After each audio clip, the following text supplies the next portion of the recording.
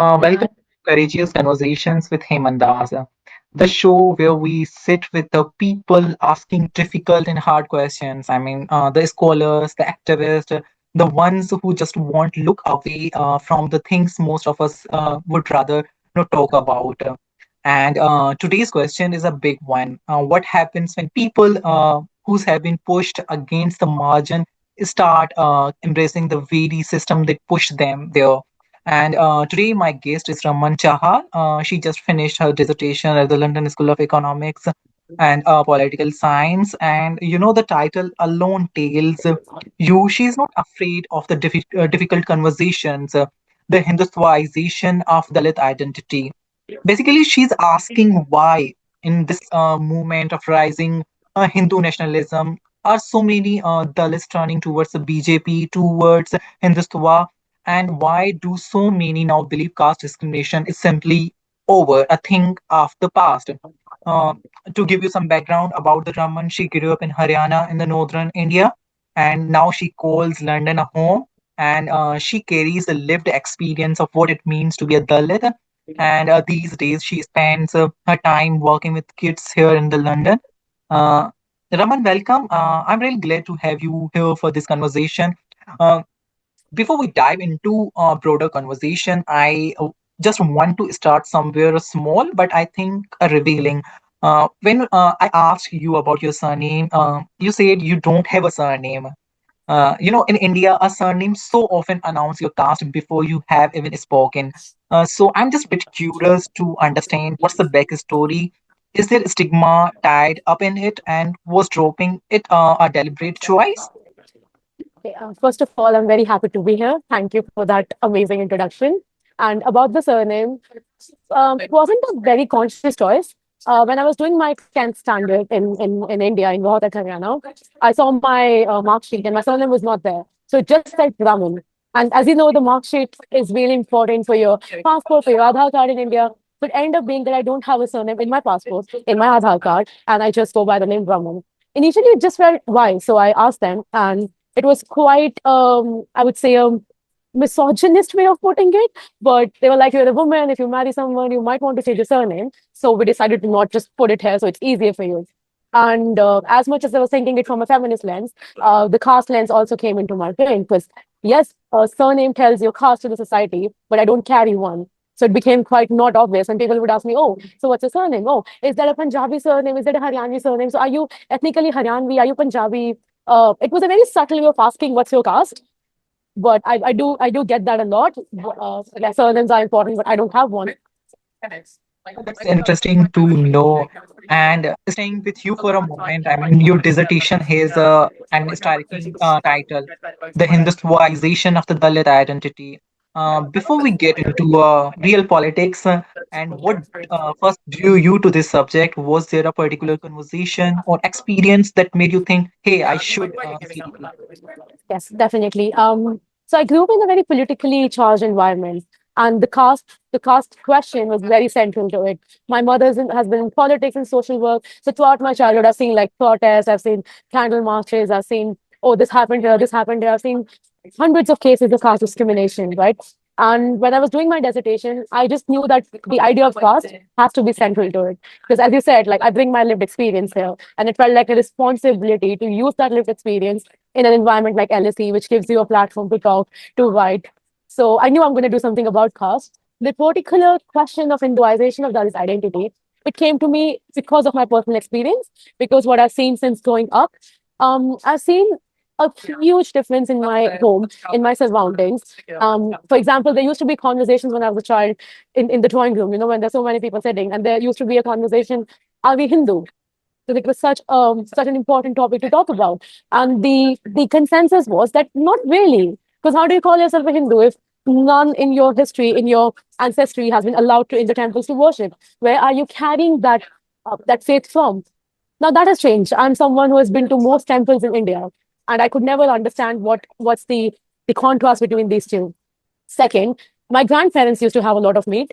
They used to eat because, as you know, animal scavenging and stuff was also given as a responsibility to Dalits. They used to eat meat, but growing up in my house, it's a pure vegetarian house. When I say pure, there's not even egg that we can eat. So I was also I was always wondering, why is that? Is that impure? I was taught that it's impure to eat meat. And the question just came, like, how did it become impure if my grandparents were eating it? What changed so much?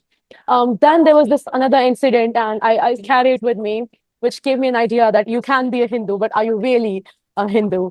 We had a little temple in a house, and there was a person, obviously a Brahmin, a priest, who used to come every day to offer prayer. Because we thought, if there's a temple, there has to be someone to offer prayer. And we were conditioned to know that only a Brahmin can offer prayers. So he used to come to a place every day to offer prayers. And it was fine. We had a really good, we would always talk. He would always teach me stuff. But then we, in my household, we started noticing not even once did he ever had water from a house.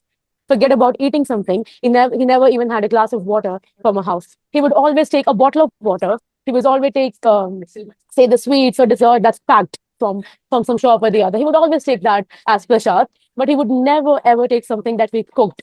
So it just gave me an idea again. I'm like, wait, why is this happening? So it's impure for him to take it from outside, right? So there are multiple instances, and it left a huge mark on me just to question who I really am. As someone who's gone to so many temples, someone who knows like religious verses, I've read a lot of scriptures, and still I didn't feel like I belonged there just because of my caste. It gave me this idea, and my dissertation was an attempt to understand that little more. Raman, that's really a powerful place to start with. And before we go further, I want to make sure everyone listening to us know exactly what you mean by that phrase. I mean, when you use a phrase Hindutvaization of Dalit identity, what exactly do you mean by that? What comes to your mind? Are you describing a change in how Dalit vote, Yeah. religious practices, and identity, or something broader that brings those things together? That's a really good question because it puts all the three things that I'm talking about. I am talking about how the voting pattern has shifted. I'm talking about how a culture, practices have shifted. And I'm also talking about a bigger thing that I like to call paradoxical identity or identity paradox. First of all, first being the voting pattern. As we know, BJP has identified itself with the Hindu religion. It has become the flag bearer of the religion. And as Dalits, as someone who did not have faith ever in their ancestry and someone who's allowed to have faith now, they have clearly come really close and become very sensitive towards the question of religion and faith. And BJP is really good at manipulating that. So I feel the voting pattern changes when you use the idea of religion on a population which has been exempted from education, from awareness. So they can't really question it. And most of them are gullible enough to go along just with the manipulation. The voting pattern has clearly shifted. Second reason, the cultural practices, I feel even growing up again, I use the phrase of growing up again because that's where I'm drawing a lot of my ideas and my experiences. We had a different sort of practice. So there was a temple, we used to go there at 3 a.m. with something we cooked at night, and there used to be an offering. The priest there was also Dalit, some of them. It was a very caste specific temple. It was a regional goddesses. But now it's become just a very um what do you say, the just like the Hindu ideas and Hindu gods, and very specific, just two or three gods. So we have left the diversity that we had once. We have left the practices that we had once. We are leaving again using the idea of meat consumption. We are leaving that. We are going towards more being more of a Hindu and not a Hindu in terms of what is accepted of as being Hindu. And it's only the upper caste, it's only the Brahmanical ideas about it. So we are losing that as well. The third one being, I feel there's a broader problem there because when all of these identity comes, I can't help but wonder, as I personally have that identity crisis at times. I can't help but wonder what it does to people, what this Hinduization is doing to the brains of Dalits who've grown up knowing something else, but now, as I said in your introduction, they are increasingly being assimilated with the same idea that oppressed them. So, does it allow you to be a person of your own? Can you actually leave the stigma of caste and your own consciousness about it? Or are you just comfortable enough to being in a system that oppressed you so much throughout generations? With that definition in the place, here is where it gets genuinely buzzing for me because on the face of it, the alignment should not make sense at all. And at the heart of your work is a real paradox. The Dalits are increasingly aligning with Hindutva and BJP. That's what you said. Even though caste hierarchy is arguably backed into that very worldview, how do you make sense of that? What's actually drawing people in? And when it comes to the Hindutva ideology, today it's become really difficult. You can't really separate the idea of Hinduism from the Hindutva ideology because that's what the ruling political party BJP is doing in India right now. It's using that specific idea to divide people. When I think of why Dalits support BJP, the first thought that comes to my mind is obviously religion, is being so attached to a religion that was taken away from you for so long that you hate the idea of it being taken away from you. And when BJP keeps feeding you the discourse that the religion is in danger, you would not help but be on their side because there's one thing you want to protect. You want to protect your religions. Second, I feel there's a degree of what Paulo called in his book called The Pedagogy of the Oppressed. He was talking about how the oppressed at one point starts imitating the oppressor because it's a way of their freedom. It's a way that they feel they might be respected. They might have a place in society. So I feel when it comes to Dalits as well, we are following the same sort of a trajectory that Hindutva and Hinduism has become a very central idea of India, and it feels that it can give you the sort of positioning and respect in society. So it's a very what do you call it? It's very tempting to go behind that idea and to follow BJP. This being one, the other reason I feel is a huge degree of Islamophobia. Islamophobia, which is in the air of India today, it's really easy to call someone an enemy, and BJP has really well used it. Their politics, their speeches, everything about them. So we have a designated enemy. When you have a designated enemy, it's really difficult to look at the other factors of why you are in the situation you are in. When we have Muslims to blame all the time, I think it becomes really easy to just support a party because everything that's going wrong in your life is because of one enemy, and BJP is against that enemy. So you end up just supporting them.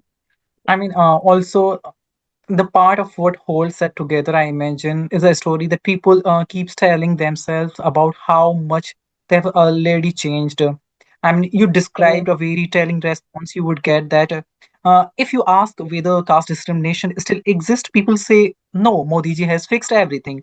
Where do you think that belief comes from, and what does it end up observing? Clearly, that's a very problematic belief. And that question reminds me of a very particular instances. And when I was doing the interviews for my dissertation, I was speaking to a Dalit woman who was a BJP worker. So the paradox was very clear to me even then. I asked her, well, how do you feel about it? And her reply was exactly the line that your question presents. Modi ji is there. There's no casteism now. He's such a, he praises women so much. He really likes Baba Sahib. And I asked her that, okay, so you think BJP goes with the ideas of Baba Sahib? Can you give me an example? Because as much as I know, Baba Sahib's statues are being demolished in India. His constitution is in danger. We keep trying to change something or the other. Half of the police stations don't even have his photo now. Something or the other keeps happening. They ban the books. They ban the films that are made on his ideas. Recently, the movie Fule was banned. A lot of cuts were made in there. So what do you think? Why do you think that BJP is such a Baba Sahib fan? And her simple answer was, oh, they give a lot of money when there's Ambedkar Jayanti. They always celebrate Ambedkar Jayanti. And I could just see how gullible it is that just because someone celebrates Ambedkar Jayanti, you just associate them with being the followers of his ideology. And she couldn't understand it. So for her, Modi has fixed everything. And this conversation also took place just after the Pahalgam attack. And even then, you could see the anger on her face when she was talking about how they targeted caste. And I was amazed because it wasn't a caste, it was a religion question. But for her, it became such an interchangeable words. I had to tell her, I'm like, no, the news is that they asked religion, not caste. But one of the BJP handles, I think the Chhattisgarh or the Odisha one, they actually posted something saying, Jati pucha, dharam nahi. They ask caste, but not the religion. And it's easy, the fake news, the misinformation, it's really easy to reach to people who don't know the entire story. So for her, her caste was in danger, her religion was in danger. She couldn't see the segregation that religion brings. So it was very easy for her to just know that, yeah, my religion is in danger. So, building on that question, you was talking about the Baba Sahib. Building on that thing, you know about the Abjit Dipek, the young Dalit founder of the Cockroach Janta Party. He laid this huge Gen Z movement, Right, and the moment he right. posted that I'm a Dalit, the castiest abuse poured in, the D Yeah, card, that he's against the merit, the insect slurs. When a woman threw ink on him, he said, "The blue is my color." For a right. movement built on a supposedly caste-based anti-corruption code, what does that backlash tell us about how alive Dalit still is? Yes, I think it tells us the reality that exists in the system today. According to the NCRB data in 2023, the last time when there's an actual official data on caste atrocities, it tells us that there was more than 50,000, 57,000 crimes against SC, ST in an year. That translates into literally one crime, six crimes in every hour. So in a country that has such discrimination, you can't help but see that everywhere caste is quoted. He lost, Dipke lost about 3 to 4 million followers the moment he said that I'm Dalit, the moment he was carrying the picture of Baba Sahib Ambedkar. It just tells you that you can talk about a classless society, you can talk about equality, you can talk about feminism in some sectors as well. But caste is an issue that always is like underlined to it. It's the line that you can't really see, but you can't even miss it as well because it's in the foundation of everything you do. Even though he was talking about education, it just mattered what his caste was. I think it tells us who's allowed to speak, who's allowed to represent, and who's actually allowed a voice. Can he lead the people just because he's of a specific caste? Does he have the merit to lead people? Does he have the knowledge to do so? Because people from his caste are not allowed that knowledge, that merit. And the idea of leading, the idea of being, say, an important person or in a society is always attributed to a certain sex of society, just the upper caste. At the same time, Raman, the CJP movement brought together young people from different castes and social backgrounds in the Jantar Mantar in India. Do you Yeah. see that as a possible counter current of the Hindutvaization you studied, or a movement in which a material concerns such as education and unemployment can produce new solidarities? Mhm. Yeah, it's interesting to see that because where there was he lost more than 1 million followers on the caste question, there was solidarity as well. There were people who were talking beyond caste and beyond religion. There were people supporting Umar Khalid in that movement as well. So it is interesting to see that. I don't necessarily think that it could be a counter to the Hinduization of Dalit identity because I still feel that sector is separate from the one. There is a huge sector in our villages and in the houses where news is not that prominent, in schools where kids are not allowed that education. So I would not say that it's a counter, but it does give me hope. It tells me, I think it tells us that material reality, such as you quoted, the unemployment or education, will force you to see what's wrong in the society. If you have education, if the upper caste had a good education system, they would not care. But because it's also affecting them, because it's also affecting the middle class, also the upper caste, it had to be a national issue. The question of Dalit education has been an issue forever. But has there ever been a protest as such big? When Rohit Vamula died, was there this agitation? When kids in school are asked to clean toilets, when Dalit kids are asked to clean toilets, are there anywhere protest about it? So I think it just tells me the selectivity when it comes to protest about something. But because essentially this issue was not based on caste, it drew a national outrage and it showed us that protest can lead to something. But I do believe there's a lot of work to be done. I also believe, Raman, that you cannot just talk about caste, merit, and opportunity in India right now without landing on a one word that's dominating the political argument in India right now, which is again the reservation at the center of the Definitely. debate, particularly with forthcoming caste census and demands to reconsider at least, 50% ceiling on quotas. I have heard some people arguing that reservation keeps caste alive, while others Mm. say it remains essential precisely because caste inequality has not disappeared.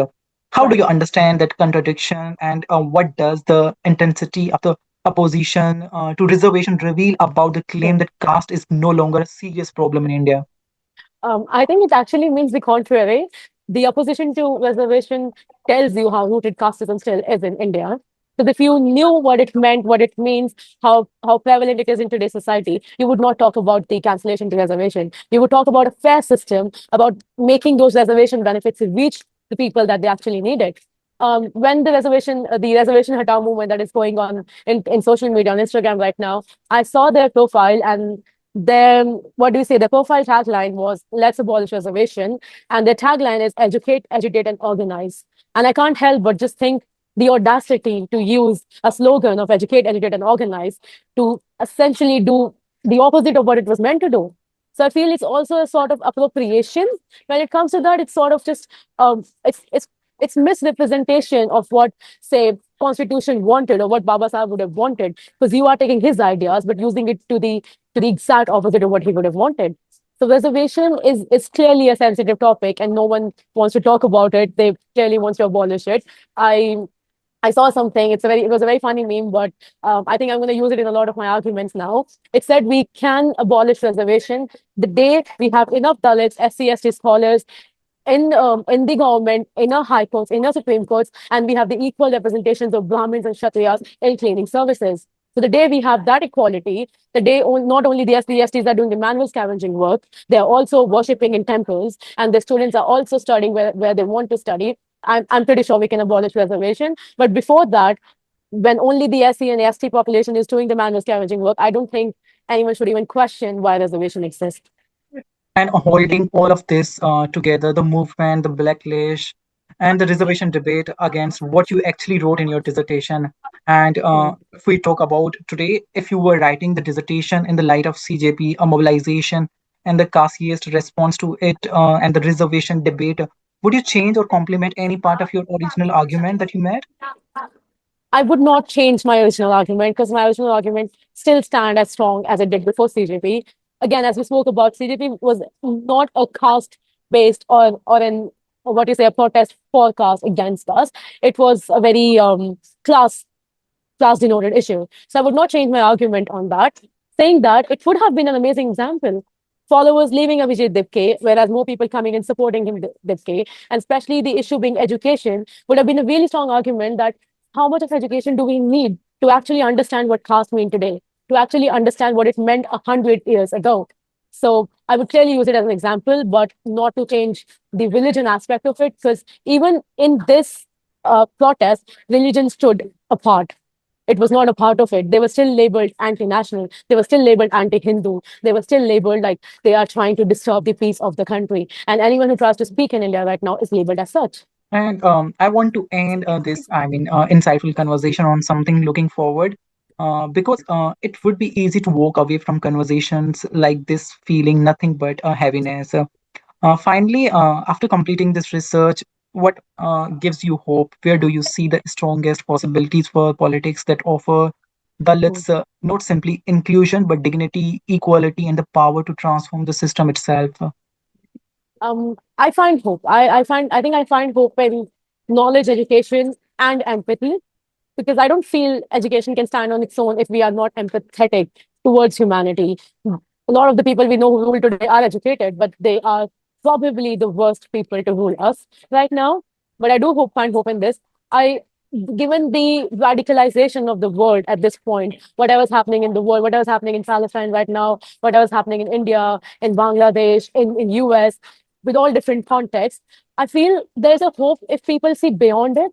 If they see that it's the caste is the problem of India, yes, but when you move away from it, there's a class problem, there's capitalism, there's feminism, there's misogyny. So when you see all of these issues combined, I have hope that maybe we can be able to see a human as a human, and all of these boundaries can just shatter, and you will know that no one has the authority to oppress you, whether you can call it colonization, imperialism, caste system, gender system, patriarchy.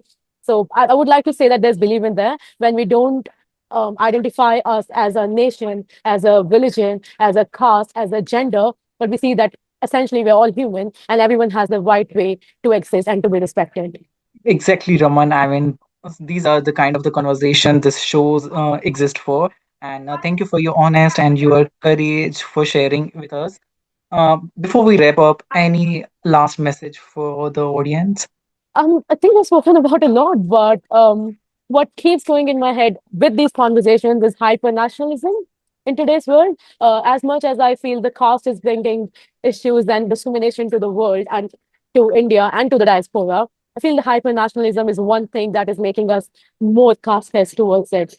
Because right now we have a Hindutva government ruling over us, a government whose prophet Savarkar believed that caste system keeps our blood pure. So we need to know that the nation is not us and we are not the nation. But for you to being a patriot, you might have to question who's ruling you. You might have to question their ideas and how they're trying to divide you. So maybe that's one thing that all of us should reconsider and think when we call ourselves Indians or Pakistanis or say Britishers or US citizens, whatever, but to see that the power that rules us is not us. That's really a powerful message, Raman. And thank you for taking your time out for this insightful and courageous conversation with me. Thank you once again. Thank you so much. It was my pleasure to be here. Thank you.